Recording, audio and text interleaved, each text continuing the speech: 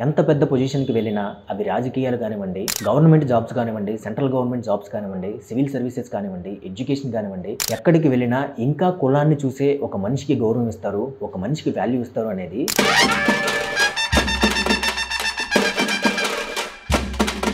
Hello guys, welcome back to open చేస్తే. ఎలా ఉన్నారు? అందరూ బాగున్నారా? సంక్రాంతి సినిమాలు సందడంతా అయిపోయింది. ఎవరి పనుల్లో వాళ్ళు బిజీ అయిపోయారు. కొంచెం గ్యాప్ వచ్చింది. ఈ గ్యాప్లో ఒక బుక్తో వచ్చేసాను. ఇవాళ మనం డిస్కస్ చేయబోయే బుక్ బొజ్జా తారకం గారు రాసిన పంచతంత్రం. ఈ బుక్ 2012లో రిలీజ్ అయింది. ఈ బుక్లో ఉన్న కథ గోదావరి జిల్లాలో ఆ ప్రాంతంలో జరుగుతూ ఉంటుంది. టైం పీరియడ్ వచ్చేసి స్పెసిఫిక్గా మెన్షన్ చేయలేదు, కానీ 90s ఆ టైంలో జరిగింది అని అనిపించింది నాకు. ఈ బుక్లో ఉన్న టైటిల్ చూస్తేనే మీలో చాలా మందికి అర్థమై ఉండొచ్చు. ఈ బుక్లో ఉన్న స్టోరీ మన తెలుగు సాహిత్యంలో వచ్చిన వెనకబడిన కులాలు, కుల వివక్ష, వర్ణ వివక్ష, వీటి మీద వచ్చిన సాహిత్యంలో ఈ బుక్ కూడా ఒకటి. సింపుల్గా ఒక సింగిల్ లైన్లో ఈ బుక్లో ఉన్న స్టోరీ గురించి చెప్పాలంటే, ఒక పాత్ర చుట్టూ తిరుగుతూ ఉంటుంది. సూరన్న అనే ఒక అబ్బాయి జర్నీయే ఈ బుక్లో ఉన్న కథ. అసలు సూరన్న ఎవరు, ఎలా పుట్టాడు, ఎక్కడ పుట్టాడు, ఎలా పెరిగాడు, ఏం చదువుకున్నాడు, అతని చుట్టూ ఉన్న మనుషులు అతని మీద ఎలాంటి ప్రభావం చూపించారు, అతను వాళ్ళ మీద తిరిగి ఎలాంటి ప్రభావం చూపించాడు, చివరికి ఏం కోల్పోయాడు, ఏం సాధించాడు, వీటన్నింటినీ డిస్కస్ చేస్తారు ఈ బుక్లో. ఈ బుక్ ఓపెన్ చేయగానే ఈ సూరన్న క్యారెక్టర్ ఏదైతే ఉందో దానికి ఒక ఇంట్రెస్టింగ్ బ్యాక్ స్టోరీ ఉంటుంది. బుక్ ఓపెన్ చేసి చదవడం స్టార్ట్ చేసిన ఫస్ట్ 2-3 పేజెస్లో చాలా ఇంట్రెస్టింగ్గా ఉంటుంది, చాలా క్యూరియాసిటీ క్రియేట్ చేస్తుంది. ఈ బుక్లో ఉన్న సూరన్న క్యారెక్టర్కి మహాభారతంలోని కర్ణుడి క్యారెక్టర్కి చాలా సిమిలారిటీస్ ఉంటాయి. మేబీ కర్ణుడి క్యారెక్టర్ నుంచే ఇన్స్పిరేషన్గా తీసుకొని ఈ క్యారెక్టర్ని క్రియేట్ చేశారనుకుంటా. ఈ బుక్ చదవడం వల్ల ఏంటి ఉపయోగం, ఏం తెలుస్తుంది మనకి కొత్తగా అని అంటే, ఒకప్పటి సమాజం ఎలా ఉండేది, అందులో పరిస్థితులు ఎలా ఉండేవి, కుల వ్యవస్థ, వర్ణ వ్యవస్థ, పాలేరుతనం, జమీందారీ వ్యవస్థ, మునుసుబు, కరణం, అంటరానితనం, వీటన్నింటి గురించి మీకు చాలా విషయాలు తెలుస్తాయి. వీటితో పాటు ఒక కాలం మారుతున్న సమయంలో, ఒక సంధి సమయం అంటారు కదా, సో అలాంటి టైంలో ఆ సమాజంలో అప్పుడున్న వెనకబడిన కులాలకి సంబంధించిన వాళ్ళు, తక్కువ కులాలకి సంబంధించిన వాళ్ళు ఎవరైతే పాలేరులుగా, జీతగాళ్ళుగా పనిచేస్తున్నారో వాళ్ళ కొడుకులు ఒకరిద్దరు చదువుకోవడం, వాళ్ళల్లో చైతన్యం పెరగడం, బయట లోకం తీరు ఎలా ఉంది అనేది తెలుసుకోవడం, దాని ద్వారా అధికారం, మూఢనమ్మకాలు, దేవుడు, దెయ్యం అనే భయాల్ని సృష్టించి వాళ్ళని ఏ విధంగా అణిచేస్తున్నారో అనేది తెలుసుకుని ఆ కుల వ్యవస్థ, ఆ వర్ణ వ్యవస్థ, ఆ అంటరానితనం, ఇలాంటి నియమాలు, కట్టుబాట్ల నుంచి బయటపడాలని పోరాడే ఒక వర్గానికి,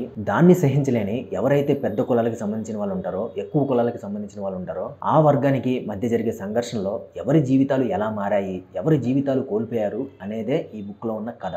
ఈ కాంటెక్స్ట్ ని గుర్తుపెట్టుకోండి. దీని పాయింట్ ఆఫ్ వ్యూలో ఈ బుక్ లో ఉన్న ఫుల్ స్టోరీని ఒక చిన్న అనాలిసిస్ లో చెప్తాను. సో దాన్ని బట్టి మీరు ఈ బుక్ చదవాలా లేదా అనేది మీరే డిసైడ్ చేసుకోండి. మూలపల్లి అనే ఒక ఊరు, ఆ ఊరిలో సూరన్నకి, ఆ ఊరిలో జమీందారీ అయిన విశ్వనాథం అనే ఒక ఊరి పెద్దకి మధ్య జరిగే head to head fight, indirect and direct ఫైట్లో సూరన్నకి ఇష్టమైన గౌరీ అనే అమ్మాయి బలైపోతుంది. ఆ అమ్మాయిని చాలా దారుణంగా సూరన్న కళ్ళ ముందే రేప్ అండ్ మర్డర్ చేస్తారు. ఆ నేరం మీద న్యాయం కోసం సూరన్న ఎంతో పోరాడతాడు, కేసు పెడతాడు, కోర్టులకు తిరుగుతాడు, ఎంతో మంది ఎన్నో రకాలుగా భయపెట్టినా కానీ బలంగా నిలబడతాడు, సాక్ష్యం చెప్తాడు. కానీ చివరికి కోర్టు ఎవరైతే నేరం చేస్తారో ఆ వ్యక్తిని నిర్దోషిగా తీర్పిస్తుంది. సో ఇలా జరగడానికి అసలు ముందు ఏం జరిగింది, ఏమాత్రం సంబంధం లేని గౌరీ అనే ఒక అమ్మాయిని అంత దారుణంగా చంపాల్సిన అవసరం ఏమొచ్చింది, దానికి గల కారణాలు, పోరాటాలు, పరిస్థితులు, ప్రభావాలు, వీటన్నింటినీ ఒక తరం ముందు నుంచి, నేను ముందు చెప్పాను కదా ఆ కాంటెక్స్ట్ లో క్లియర్ గా ఎక్స్ప్లెయిన్ చేశారు. సో మధ్యలో కొంచెం బోరింగ్ గా అనిపించినా మీరు ఈ బుక్ ని కంటిన్యూ చేస్తే చివరికి వచ్చేసరికి చాలా ఇంట్రెస్టింగ్ గా ఉంటుంది.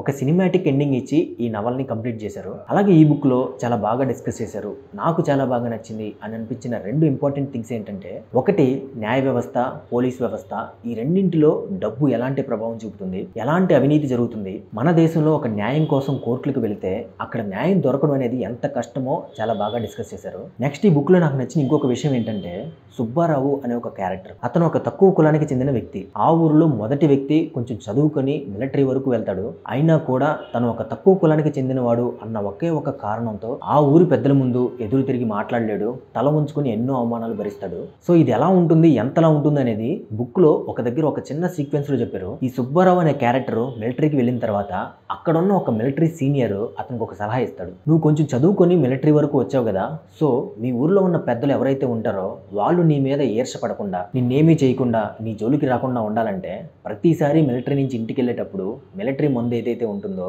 వాటిని తీసుకెళ్ళి మీ ఊరి పెద్ద జమీందారికి, కరణానికి, మున్సిపుకి, కామందులకి వీళ్ళందరికీ ఒక్కొక్క బాటిల్ ఇవ్వు. అప్పుడే వాళ్ళందరూ కొంచెం తగ్గి నీ మీద కొంచెం దయతలిచి నీ జోలికి రాకుండా ఉంటారు, నిన్ను కొంచెం గౌరవంగా చూస్తారు అని చెప్తాడు. దీన్ని బట్టి మనకి ఏం అర్థమవుతుందంటే ఎంత చదువుకున్నా, ఎంత పైకి ఎదిగినా కానీ, ఎంత పెద్ద పొజిషన్కి వెళ్ళినా అవి రాజకీయాలు కానివ్వండి, గవర్నమెంట్ జాబ్స్ కానివ్వండి, సెంట్రల్ గవర్నమెంట్ జాబ్స్ కానివ్వండి, సివిల్ సర్వీసెస్ కానివ్వండి, ఎడ్యుకేషన్ కానివ్వండి, ఎక్కడికి వెళ్ళినా ఇంకా కులాన్ని చూసే ఒక మనిషికి గౌరవం ఇస్తారు, ఒక మనిషికి వాల్యూ ఇస్తారు అనేది సుబ్బారావు అనే ఈ క్యారెక్టర్ ద్వారా చాలా బాగా చెప్పారు. ఫైనల్ గా కంప్లీట్ చేసే ముందు ఈ బుక్ రాసిన బొజ్జ తారకం గారి గురించి ఒక విషయం చెప్పి కంప్లీట్ చేస్తాను. ఈ బుక్ కి ముందు మాటలో రాస్తూ బొజ్జ తారకం గారు ఒక మాట చెప్పారు. ఈ కథలో ఉన్న పాత్రల గురించి, వాళ్ళ జీవితాల గురించి ఎంతైనా రాయొచ్చు, ఎంతైనా చెప్పొచ్చు, కానీ నేను రాయగలిగినంత మాత్రమే రాశాను. మీకు నవల చదువుతున్నప్పుడు ఆ పాత్రలు ఏమైనా ఇన్కంప్లీట్ గా అనిపిస్తే అది ఆ పాత్రల తప్పు కాదు, నా తప్పు అని చెప్పారు.